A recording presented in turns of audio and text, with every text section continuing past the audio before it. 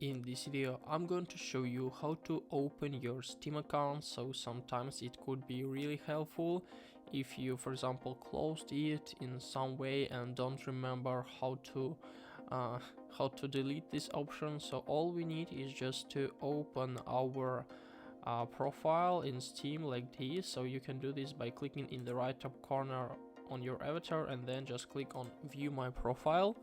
Or here in menu just find your nickname and then just click on profile. So this is the same option. So after that we just need to click on edit profile button to open the wall settings of our profile, and then in this menu we need to find the privacy settings here, and this is our privacy settings. So if you are closed, I think that your profile settings are set to private, so nobody is able to see any information about you. So how can you change it? Just click on private and then set it to public, or you can just set it to friends only.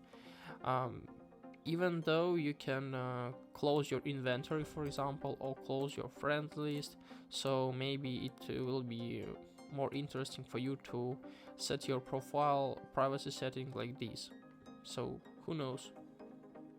So this is the way how you can open your profile at Steam. So guys, I hope this video was useful for you. If it is, please like this video, subscribe to my channel and write your comment. Goodbye.